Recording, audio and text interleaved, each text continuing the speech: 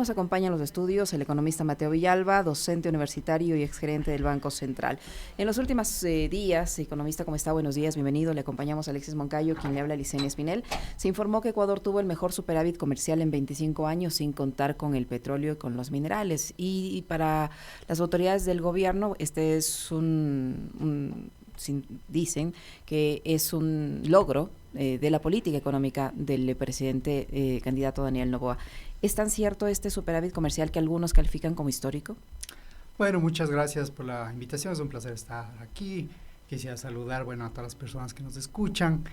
Y realmente es necesario contextualizar, ¿no es cierto?, bajo qué circunstancias económicas sucede este superávit comercial, ¿sí? El año 2004, en términos del desempeño de la economía real, es un año desastroso. Es un año de decrecimiento económico, es decir, la tasa de variación del Producto Interno Bruto, es decir, el tamaño que mide el tamaño de la economía de Ecuador, va a ser negativa, es decir, nuestra economía va a decrecer en el año 2024.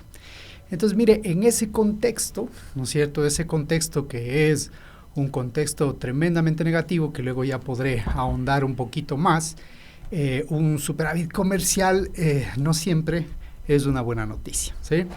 Todas las personas que hemos estudiado economía internacional sabemos que los superávits comerciales o los resultados comerciales pueden suceder por buenas o malas razones, ¿sí? Cuando usted tiene un superávit comercial, pero la economía está decreciendo, el consumo está cayendo, la inversión se está disminuyendo, en realidad un superávit comercial no necesariamente es una buena noticia. Celebrar un superávit comercial cuando la economía y la inversión decrecen es más o menos como celebrar, ¿no es cierto?, la pérdida de peso de una persona enferma con cáncer. Entonces no es una muy buena noticia, ¿sí? Pero alguien está celebrando, el gobierno está celebrando ese anuncio. La pregunta es ¿por qué? Es decir, a alguien debe beneficiarle justamente aquello. Bueno, mire, uno puede entrar y, ¿no es cierto?, y estudiar por qué sucede el superávit comercial, ¿ya? Mire, un superávit comercial depende de dos variables, ¿sí? ¿Ya? Es un resultado. Usted toma las exportaciones totales, le resta las importaciones y a eso se le llama resultado comercial o balanza comercial y bueno, y si las exportaciones son mayores a las importaciones será un superávit, si las importaciones son mayores a las exportaciones será un déficit y si son iguales tendremos equilibrio en la balanza comercial, es así como opera, ¿sí? Entonces mira, cuando estudiamos qué pasó en el año 2024, vemos que sí hay un incremento importante de exportaciones, más o menos las exportaciones crecieron alrededor del 10,6%, ¿sí? Y bueno, nos preguntamos a qué se debe el crecimiento de las exportaciones y las razones son factores externos, ¿sí? Por poner solo uno de los ejemplos, porque no hay una canasta de exportaciones muy grande, pero por ejemplo, el último año, por cuestiones totalmente externas, exógenas a la economía ecuatoriana, el mercado internacional experimentó un boom de los precios del cacao, por ejemplo, ¿sí? Entonces, ese es un producto de exportación muy exitoso últimamente, pero es por un factor totalmente externo, no se debe a las políticas del gobierno, no se debe a factores propios de la economía ecuatoriana, sino del mercado internacional, ¿sí? Entonces, sí, ¿es una buena noticia que las exportaciones crezcan? Sí, eso sí es una buena noticia, no hay cómo negarlo, ¿no es cierto? Pero y es algo positivo, pero el resultado o el superávit comercial no depende solo de las exportaciones, depende también de las importaciones. ¿Qué pasó con las importaciones? Las importaciones decrecieron menos 4,8%. Es una caída significativa de importaciones. Y eso en una economía en desarrollo como Ecuador es una muy mala noticia. En especial si usted entiende que esa contracción de las importaciones se da en un año de decrecimiento económico. Es decir, cae el consumo, cae la inversión y entonces caen también las importaciones, porque buena parte del consumo y la inversión es importado. Recordemos que en países en vías de desarrollo y en Ecuador, por ejemplo, ¿no es cierto?, alrededor del 70 o el 80% de las importaciones son insumos para la producción y bienes de capital. Pero ahí dirían Entonces, sectores que al rato que no estamos importando tanto, los dólares se van a quedar en la economía nacional porque no se van. Sí, pero al rato ¿qué son las importaciones? 70-80%, le digo, son insumos para la producción y bienes de capital. Por ejemplo, si usted está instalando una fábrica y está poniendo maquinaria, cableado, preparándose para producir, ¿no es cierto? Va a importar computadores, va a importar cableado, va a importar maquinaria, y eso es un bien de capital, eso le va a permitir incrementar la producción a futuro. Pero si usted deja de invertir, claro, deja de importar. Entonces, momentáneamente usted va a ver un buen desempeño en el resultado de la balanza comercial, tal vez un superávit. Pero a futuro, ¿qué va a implicar eso? Menos crecimiento económico, menos capacidad productiva, caída de la capacidad instalada de producción de la economía. Entonces, mire, un superávit comercial, cuando la economía decrece, la inversión cae y el consumo se contrae, no es una buena noticia, es más bien un signo de alarma. Y le doy un dato, por ejemplo, ¿no es cierto? En el peor año de decrecimiento económico de la economía ecuatoriana, que fue la pandemia en el año 2020, ¿no es cierto? También registramos una balanza comercial positiva de alrededor de 3,55% del PIB sobre los 3.400 millones de resultado de balanza comercial positiva. ¿Por qué no celebramos en esa época? Tal vez porque no era época electoral, me pregunto yo. Obviamente no tiene sentido, ¿no es cierto?, celebrar un superávit comercial cuando la economía está decreciendo, la inversión se contrae, ¿no es cierto?, y el consumo se contrae.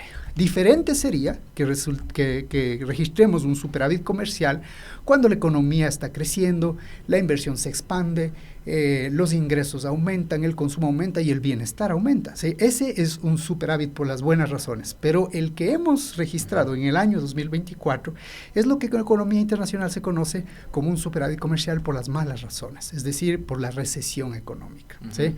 Y esto es un tema bien importante que tenemos que tener en cuenta cuando analizamos los indicadores económicos en un contexto específico. En la región, países como Perú, que también han enfrentado una profunda crisis política, cambios permanentes de gobierno, inestabilidad, factores, digamos, algo parecidos a lo que ha sucedido acá, temas relacionados con corrupción y demás. Es una economía que el año pasado experimentó un incremento del PIB en más de 3 puntos. ¿Por qué en el Perú pasa eso? ¿Por qué en el Ecuador ocurre lo contrario? ¿Por qué Colombia siempre termina siendo un gran atractivo para la inversión extranjera? Termina teniendo números tan positivos en materia de economía, también siendo un país con algún nivel de violencia, no como el que experimentaban en los 90, pero con un factor parecido igual al Ecuador. ¿Por qué la realidad hablo de los países vecinos, no voy a hablar del ejemplo de Brasil, que es una economía casi continental, pero ¿por qué el caso de Ecuador es tan diferente de los vecinos? En el caso de Ecuador es porque Ecuador en los últimos años ha resuelto mal algunos aspectos, ¿no? Y podemos profundizar un poquito cuál es la situación de Ecuador en el año 2024, ¿no es cierto? El Banco Central del Ecuador hace poco ya hizo públicas, ¿no es cierto?, las estadísticas de crecimiento económico o de desempeño del PIB del tercer trimestre del año 2024. Y mire, ¿cuál es la realidad de Ecuador, ¿no es cierto?, en el año 2024 en cuanto al desempeño del PIB? Todos los trimestres que tenemos registrados hasta hoy, que es el primer trimestre, el segundo y el tercero, tienen una tasa de variación negativa. En el primer trimestre del año 2024 decrecimos menos 1%. En el segundo trimestre decrecimos menos 4% y en el tercer trimestre decrecimos menos 1,5%. Entonces, cuando usted tiene ya esos 3 trimestres, puede hacer una proyección bastante acertada de lo que va a pasar. Y recordemos un problema importante, ¿no es cierto? Entonces, mira, podemos hacer escenarios. Si, por ejemplo, en el cuarto trimestre que esperamos del Banco Central, de acuerdo al calendario estadístico, va a ser, ¿no es cierto?, públicas estas cifras para el 15 de abril, ¿no es cierto?, de este año. Supongamos que en el cuarto trimestre no nos va tan mal y no decrecemos, es decir, la economía ni crece ni decrece, tendría una tasa de variación 0. En ese caso, si ese escenario se confirma, que sería un escenario optimista, el desempeño económico de todo el año del PIB de la economía sería un decrecimiento de menos 1,6% del PIB, y eso en un escenario optimista. Si recordamos que en el tercer trimestre, ¿no es cierto?, el último trimestre del año 2024 fue la época donde tuvimos más frecuencia e intensidad de los apagones, ¿no es cierto?, la falta de energía. es posible que registremos también una tasa negativa y posiblemente esa tasa negativa sea superior a las que registramos en los trimestres anteriores. En un escenario pesimista, por ejemplo, si esa tasa negativa sería del 4%, de menos 4%, ¿no es cierto?, el decrecimiento de la economía ecuatoriana en el año 2024 alcanzaría el menos 2,6% de contracción de la economía ecuatoriana, lo cual es muy grave. Y en un escenario intermedio, mire, digamos que el último trimestre de la economía solo hay un decrecimiento del menos 2%, en ese caso alcanzaríamos una tasa de crecimiento anual de menos 1,9%. Entonces nos preguntamos, oiga, ¿por qué este año 2024 es tan desastroso en términos económicos? Un año de crecimiento. Y podemos ver la historia. ¿Ya? ¿Cuándo ha decrecido la economía ecuatoriana? ¿Ya? Si tomamos el siglo XXI, la economía ecuatoriana solo ha decrecido en 2 ocasiones antes del año 2024. ¿Sí? Y por factores externos, por desastres. El primero fue en 2016, el terremoto de Manabí, que además se combinó con un derrumbe de los precios internacionales del crudo. Obviamente son factores totalmente externos a la economía ecuatoriana que ocasionaron el primer decrecimiento económico registrado en el siglo XXI. El segundo, ¿cuál fue? La pandemia en el año 2020, un desastre, un evento, un cisne negro que afectó a toda la economía global, no solo a Ecuador, y obviamente a Ecuador gravemente también lo afectó. Pero ¿saben qué es lo particular del año 2024 y lo más preocupante del año 2024? Es que el año 2024 no hay ningún... No hay ni terremoto ni pandemia. No hay terremoto, no hay pandemia, no hay ninguna crisis externa. Y hubo buenos precios del petróleo. Y hubo buenos precios del petróleo. ¿Por qué decrece la economía ecuatoriana? Y la respuesta es tremendamente grave. La economía ecuatoriana decrece por factores propios del desempeño de la economía en cuanto a sus capacidades de organización y a sus tomas de decisiones de política. Es decir, a lo que en economía se conoce como factores endógenos. ¿Cuánto pudo haber influenciado en eso, por ejemplo, economista, el hecho de que democráticamente la gente decida dejar el petróleo del ITT bajo tierra? El tema del ITT tiene un costo y no es un costo menor, es un costo alto, significativo.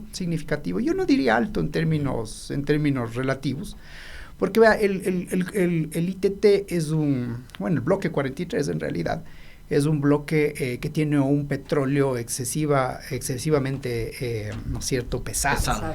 Entonces, eso es un petróleo que tiene un precio, un castigo bastante fuerte y que además extraerlo es extremadamente costoso. El costo unitario de extracción del petróleo de ese bloque es mucho más alto que, por ejemplo, Sacha, que es un petróleo liviano, que se vende caro y que es fácil de extraer porque es liviano.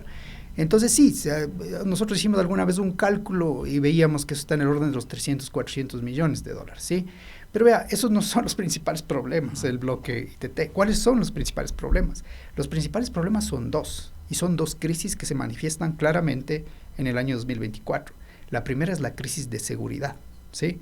Es decir, ¿cómo puede usted producir? ¿Cómo puede usted impulsar el comercio, el consumo en un país donde el Estado no tiene las capacidades de asegurar los derechos de propiedad de la gente? Donde si usted se pone un negocio, le vacunan, le extorsionan, le asaltan. ¿Sí? O le sacan de su casa. O le sacan de su casa. O sea, son cosas gravísimas, ¿no es cierto? Y eso por el lado de la violencia y el crimen organizado. Los apagones. Luego, la otra crisis es la crisis energética, la incapacidad del Estado, ¿no es cierto?, para proveer suficiente energía eléctrica. El año 2024 es un año absolutamente atípico en la historia de Ecuador. Es el año en que hemos tenido la mayor frecuencia y profundidad de cortes de energía eléctrica. Nunca habíamos tenido 14 horas seguidas en un día, en 3 meses consecutivos, o en el último mes del año, 15 días de apagón completo en el sector industrial, que es el corazón del sector productivo. Entonces, obviamente, mire, cuando conocemos, ¿no es cierto?, estas características del año 2024, nos damos cuenta, ¿no es cierto?, que es un año en que en realidad el mal desempeño económico obedece a factores internos de la propia economía ecuatoriana, que es la incapacidad del Estado para garantizar los derechos de propiedad y la seguridad, ¿no es cierto?, y la provisión de energía eléctrica. Y hay un factor más súper importante, porque cuando uno ve la inversión, por ejemplo, en el año 2024, todo el tipo de inversión, la inversión privada, la inversión pública y la inversión extranjera, todas tienen un mal desempeño y un registro negativo, ¿sí? Entonces, ¿por qué no estamos invirtiendo en Ecuador? ¿Por qué el sector privado no invierte, el sector público no invierte, desde el extranjero no invierte en Ecuador? Y ahí viene otro factor importante que es también un tema de seguridad, y es la seguridad jurídica y la institucionalidad, ¿sí? ¿Quién puede confiar en invertir en un país donde la ley no se respeta? Donde el propio Estado es el primero en violar la Constitución, la ley, los tratados internacionales, ¿no es cierto? Las propias autoridades del Estado son las primeras en incumplir el marco institucional y las leyes de la República. Entonces es muy difícil que esperemos confianza por parte del extranjero, confianza también, por parte del sector privado. Pero también, economista, tenemos un país, sí, coincido plenamente con aquello, ¿no?, de que, digamos, deberían ser las propias autoridades las primeras en convocar a respetar la Constitución, Constitución y la ley. Sí. Pero resulta que desde esas propias autoridades se van creando una serie de narrativas y de encuadres. Por ejemplo, uno que está muy de moda ahora que estamos en época de campaña electoral, y es, tenemos una Constitución que restringe la posibilidad de que el privado invierta. Entonces, hay gente que termina comiéndose esa venta de humo, que dice, no son los apagones, no es la inseguridad, es la Constitución. La Constitución la que bloquea la posibilidad de que el inversor extranjero venga, de que el inversionista privado arriesgue su capital, es la Constitución. No los apagones, no la inseguridad, no el riesgo que implica invertir en un país en ese contexto, sino la Constitución. Bueno, mire, la Constitución está vigente desde el año 2008, ¿no? Y, por ejemplo, uno puede coger las cifras del Banco Central y someter este razonamiento a evidencia. A Carlos Slim, dueño de Claro, le podríamos preguntar si la Constitución ha sido para él un impedimento de invertir en el Ecuador. Sí, ha sido una de las fuentes de inversión extranjera más grandes en muchos de los años, claro, ¿no? Pero, por ejemplo, coja datos, ¿no es cierto? Entonces, la Constitución está vigente desde el año 2008. Cojamos el periodo del año 2010 al año 2014, ¿ya? Que fueron años de buen desempeño económico. Ahí estaba vigente esa Constitución, ¿ya? Si usted toma con las nuevas cifras del Banco Central, ¿no es cierto?, que tienen la base móvil con el año de referencia 2018, va a ver que el promedio, en números redondos, de crecimiento económico desde el 2010 al 2014 fue del 6%, ¿sí? Con esa Constitución. Entonces, ¿por qué antes podíamos crecer con la misma Constitución y ahora no podemos crecer con la misma? Entonces, no tiene mucho sentido, ¿sí? Y en el peor de los casos, mira, supongamos, ¿no es cierto? Yo no estoy de acuerdo con esa afirmación, pero supongamos que tienen algo de razón, que hay factores en la Constitución que hacen difícil la atracción de inversión privada, inversión extranjera. Bueno, entonces lo que hay es que proponer, ¿no es cierto?, los canales, las enmiendas constitucionales para cambiar esos temas, pero yo no he visto esas propuestas, ¿ya? Claro. Entonces, en realidad es bien grave, ¿no es cierto?, estar viviendo el primer año del siglo XXI, porque esto no ha pasado en 25 años, es la primera vez que pasa en 25 años, en que la economía ecuatoriana decrece por causas internas. Es decir, por causas endógenas o propias del mal desempeño de las políticas de la estructura económica del Ecuador y no por choques externos. No hay terremotos, no hay caídas de precio, no hay pandemias. En 2024 decrecemos por nuestra propia incapacidad como sociedad para organizarnos para que la economía funcione.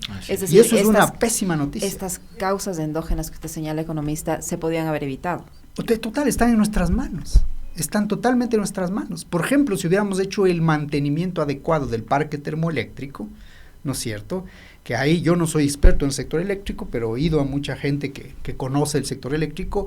Básicamente era una inversión de $80 millones que permitía tener todo el parque termoeléctrico, ¿no es cierto?, listo para encenderse en caso de que se dé un estiaje y haya sequía y no podamos producir con hidroelectricidad.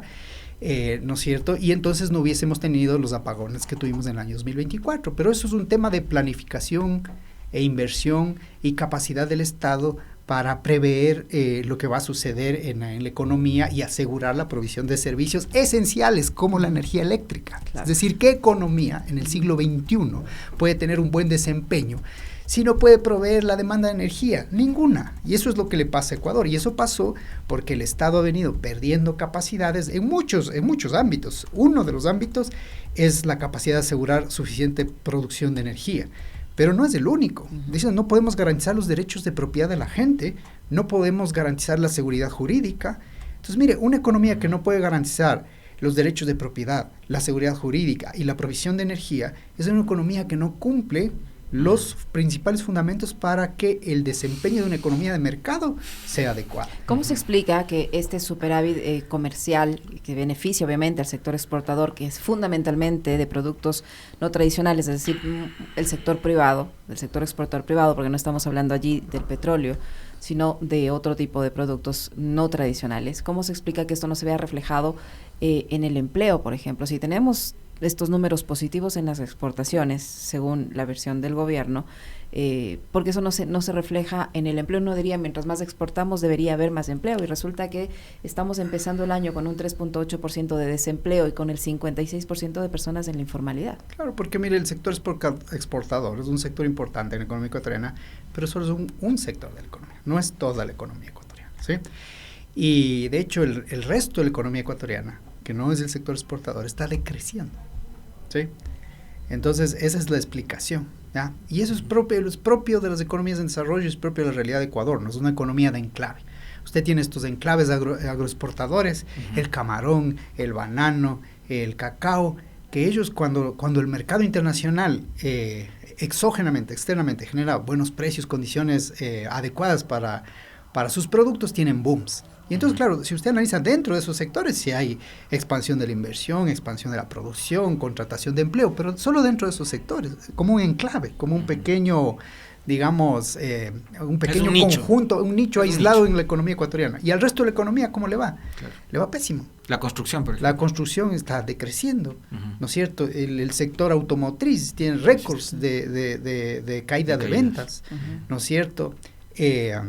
El sector turismo, un desastre. O sea, ¿quién va a venir, ¿no es cierto?, a un país donde las propias autoridades del Estado le dicen, estamos en conflicto armado interno? Usted coge y cancela todos los viajes a Ecuador, todos los tours, todas las operadoras, los hoteles se quedan sin clientes, los restaurantes ya no venden, los guías turísticos no tienen trabajo, y las comunidades de todos esos sectores van a entrar en crisis, al menos las que viven del turismo, ¿no? Entonces, mire, esas son las razones, ¿no? Entonces, tenemos, claro, una economía dual, donde hay muy pocos sectores, en pequeños enclaves, a los que les puede ir bien, como es el caso del sector exportador, pero el resto de la economía está en crisis. Y eso se refleja en el PIB, una tasa negativa de crecimiento que esperamos en este año, que en el mejor de los casos sea de menos 0,6%, y en el peor de los casos puede llegar a una variación negativa del 3%, una contracción del 3%, lo que es gravísimo. Y lo peor de todo, no por choques externos, sino por el propio mal desempeño de la política, la estructura y las capacidades económicas de la economía ecuatoriana. Malas decisiones. Yo ahí quisiera plantearle dos temas, y hay uno que después también me gustaría abordar, que tiene que ver con respecto de qué tan importante es que la economía se maneje ideológicamente, que era algo que muchos expertos, analistas cuestionaban y criticaban durante los 10 años de gobierno de la Revolución Ciudadana. Pero tiene que ver uno con la dolarización, ¿no? Porque estamos hablando de un país dolarizado, y la dolarización es un tema que también recurrentemente en época de campaña electoral es utilizado para manipular, ¿no? Para desinformar, sí, para desorientar a la gente. En este contexto de caída del crecimiento, o el decrecimiento de la economía del Ecuador, ¿cómo se sostiene la dolarización? ¿Cómo se sostiene un sistema dolarizado como el nuestro? ¿Y qué tan importante es, para evitar lo otro, que se politice un tema tan técnico como este, que es la dolarización, que la Asamblea empiece a discutir una reforma constitucional para definir y establecer el dólar como moneda y sistema monetario en el país? Pero a mí en realidad me da gracia, ¿no es cierto?, estas iniciativas de legislación, porque mucha gente piensa que la dolarización es un esquema monetario, ¿ya? Y piensa que la dolarización se puede mantener o se puede sostener por obra y gracia de actos administrativos o de cosas de la ley. Es más o menos como usted piense que, bueno, la pobreza es también un problema y no quisiéramos tener pobreza. Entonces saquemos una ley que diga que la pobreza debe caer. Como la ley no más apagones. Exacto, la ley no más apagones. La ley que diga no debe haber apagones. Pero si no invertimos en generación eléctrica, si no invertimos en el parque termoeléctrico, y ahí sé que ya va a haber apagones. Entonces, mire, la dolarización es igual. O sea, dependemos de las causas, ¿no es cierto?, de los factores materiales, es decir, dependemos de los resultados de la balanza de pagos, ¿no es cierto?, del desempeño de la economía ecuatoriana, dependemos también de cómo se usa el circuito de pagos en Ecuador, ¿sí? Ecuador es un país que lamentablemente tiene un uso excesivo de efectivo, y cuando usted está dolarizado y hace pagos en efectivo, es decir, en billetes y monedas que no puede emitir, que no puede acuñar, ¿no es cierto?, necesita extinguir activos internacionales para poder hacer el uso, ¿no es cierto?, de esas especies monetarias en los pagos de la economía ecuatoriana. Entonces, en realidad este es un tema que debe analizarse con mucho más seriedad, ¿no es cierto? Y, por ejemplo, que la economía decrezca no es un buen resultado para apoyar la sostenibilidad de la dolarización. Necesitamos recuperar el dinamismo de la economía. Necesitamos una economía sana, donde haya inversión, crecimiento, donde haya aumento del empleo, claro, donde haya buenos resultados en la balanza comercial, ¿no es cierto? Y lamentablemente todas esas condiciones no se están dando, ¿no? Pero ahí en cambio quiero llevarle a la discusión que le planteaba hace un momento, claro, sobre el tema de la ideología, ¿no? Porque como todo en este país lo dividen entre buenos o malos, izquierda, derecha, correísmo, anticorreísmo. Entonces, estar con la dolarización es ser pro Estados Unidos, pro derechas, lo que sea, ¿no? Estar en contra de la dolarización te convierte en anticorreísta, para el que crea que esté en contra de la dolarización, porque para ellos seguramente, como es una estrategia de campaña, etiquetan como tal a X adversario. Entonces, fuera de esa discusión política, que lo que busca es manipular, insisto, el asunto de la dolarización, ¿de qué manera tiene que abordarse en el país en coyunturas como esta? Mire, lamentablemente el asunto de la dolarización debería ser un tema que no se debería manipular con objetivos politiqueros ni electorales. Exacto. O sea, es un tema demasiado serio para la economía ecuatoriana. Yo no creo que nadie, ¿no es cierto?, ningún economista, ¿no es cierto?, en su sano juicio va a abogar por una salida de la dolarización conociendo la historia económica de Ecuador. Es decir, ¿por qué Ecuador está dolarizado? Ecuador está dolarizado porque tuvo 2 décadas de un desempeño en el campo monetario desastrosos, que fueron los años 80 y 90, donde la moneda nacional, que era el sucre, se utilizó como un mecanismo para socializar pérdidas privadas. En los años 80, con la sucretización de la deuda privada, donde todos los ecuatorianos pagamos el endeudamiento externo de unos pocos empresarios ricos en el extranjero que luego no pudieron pagar sus deudas y recurrieron a una asistencia del Estado vía impuesto a inflación. ¿Qué quiere decir esto? Es decir, en los años 80 lo que hizo el Banco Central fue asumir las deudas dándoles un tipo de cambio subsidiado para pagar el endeudamiento externo a muchos empresarios ricos que se habían endeudado en el extranjero, porque la gente de empresas medianas o pobres no podía hacer eso, ¿sí? ¿Y cómo financió ese tipo de cambio? Emitiendo sucres de manera irresponsable y generando inflación. Entonces, los primeros grandes episodios de inflación se dieron en los años 80. Entonces, vía impuesto a inflación, la sociedad absorbió las pérdidas de los sectores económicos más ricos y pudientes. Y eso se hizo en los años 80. Y la gente empezó a desconfiar ya en nuestra moneda nacional, que por primera vez empezó a registrar grandes inflaciones, algo que no había pasado desde 1927, en que el Banco Central se creó y el sucre fue nuestra moneda. Y la cosa empeoró en los años 90, ¿no es cierto?, con la crisis financiera y el salvataje bancario. Ahí ya los niveles de emisión, uno ve la base monetaria, es un crecimiento, pero exponencial, ¿no es cierto? Y entonces, vía impuesto a inflación, es decir, la gente sufriendo la inflación, lo que hizo fue financiar una serie de créditos de liquidez y créditos subordinados que se dio a la banca para evitar la supuesta quiebra, que no se puede evitar porque el 70% de la banca quebró. Entonces, mire, cuando llegamos ya a finales de los años 90, la inflación estaba disparada, estábamos rayando, acercándonos a escenarios de hiperinflación, la gente había perdido totalmente la confianza en el sucre, y la gente naturalmente, antes de la decisión oficial, ¿ya?, más o menos un 55%, más del 50%, ¿no es cierto?, de los depósitos en el sector financiero ya estaban en dólares, y más del 70% de la cartera del sector financiero ya se colocaba en dólares antes de la decisión oficial. Entonces, y si iba usted a arrendar un inmueble, a comprar un centro comercial, todo era en dólares. Negociado el sueldo en dólares. En dólares. Entonces, mire, la economía estaba dolarizada de facto antes de la decisión oficial. Entonces, esto no es un tema de una decisión política, fue una consecuencia de 2 décadas de mala política monetaria, ¿sí? Y entonces la gente buscó el refugio en el dólar para evitar la pérdida de poder adquisitivo de sus tenencias monetarias, ¿sí? Y ahora verá, la dolarización es un régimen monetario que tiene cosas positivas y cosas negativas, como todos los regímenes monetarios. Uno de los aspectos positivos que tiene la dolarización es lograr bajar la inflación y mantener una inflación, digamos, moderada y controlada. Y eso podemos ver en el caso de Ecuador, se ha dado. Nosotros en Ecuador no tenemos problemas de grande inflación. En los últimos años es al revés, el problema es que tenemos una inflación demasiado baja, lo cual refleja una economía fría, una economía poco dinámica, es más bien el caso contrario. Entonces, bueno, la estabilidad de precios es una gran ventaja de dolarización, la estabilidad de precios, por ejemplo, para los asalariados, para la gente que gana un salario, ¿no es cierto?, te permite planificar. Te permite planificar, sabes que tu salario tiene un poder adquisitivo que no va a cambiar mucho en el tiempo, con países de alta inflación eso es terrible, entonces eso es una gran ventaja, pero si uno estudia, ¿no es cierto?, la literatura, ¿ya?, de los modelos que estudian y las políticas de impacto que estudian, los impactos de la política que estudian la dolarización, ve que en cambio el lado negativo de la dolarización es que no permite un pleno ejercicio de los instrumentos de política económica, sobre todo en el campo monetario. Y eso hace que cuando el país recibe choques externos que complican su desempeño económico, o cuando el ciclo económico es muy volátil con ciclos negativos, la política económica no tenga la capacidad de corregir eso. Es casi una camisa de fuerza. Exacto, entonces la evidencia es que hace más difícil el crecimiento económico. ¿Cuál es la solución ahí? ¿Ya? Estamos dolarizados, vivimos una economía, salir de la dolarización no es algo sencillo y no creo que es algo sensato, ¿ya?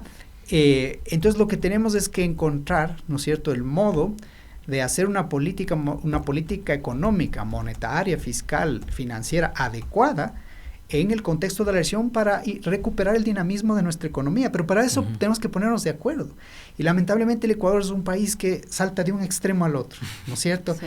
Es decir, en un momento, ¿no es cierto?, vamos, ¿no es cierto?, a impulsar el crecimiento económico con mucho gasto público, con intervención del Estado, ¿no es cierto?, y a veces violamos las restricciones de sostenibilidad fiscal, incluso también las restricciones de sostenibilidad monetaria por la propia dolarización, por apuntarle a esos objetivos de crecimiento, desarrollo de largo plazo, y luego, ¿no es cierto?, cambia el péndulo político y nos vamos al otro extremo, ¿no? Ahora vamos a destruir el Estado, o sea, hay que bajar toda la inflación, bajar toda la inversión pública, hay que cerrar todas las secretarías de Estado, hay que disminuir los ministerios al máximo, no hay que regular la economía en lo más mínimo, y entonces quedamos en un escenario donde el Estado pierde la capacidad de asegurar los derechos de propiedad, de proveer energía eléctrica, y vean ya lo que está pasando en el año 2024, un desastre económico por causas internas a la economía ecuatoriana, o sea, ya no es un tema de afuera, de choques, de pandemias, terremotos o desastres naturales.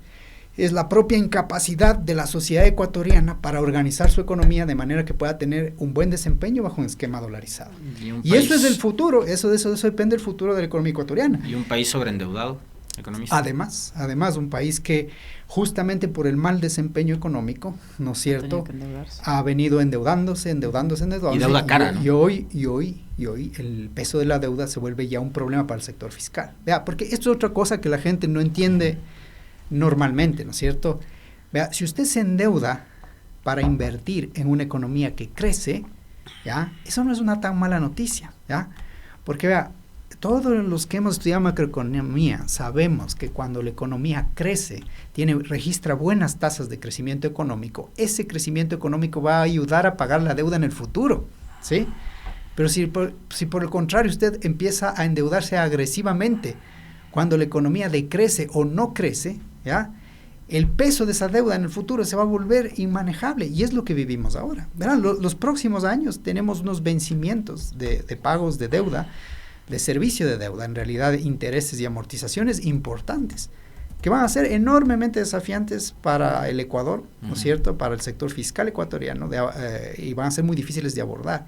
Y la principal razón por la que son tan desafiantes, tan pesados y tan difíciles de enfrentar es porque la economía tiene un mal desempeño, porque la economía no crece, porque tenemos unos resultados, ¿no es cierto?, en el sector real de la economía, en la producción de bienes y servicios, que no ayudan a mejorar, ¿no es cierto?, el desempeño del sector fiscal. Mira, cuando la economía crece, la gente consume más, la gente invierte más, la gente paga más impuestos, el Estado tiene más ingresos, ¿sí? Eso reduce el déficit fiscal, y el propio crecimiento ayuda a que la economía genere suficientes recursos para pagar el servicio de la deuda.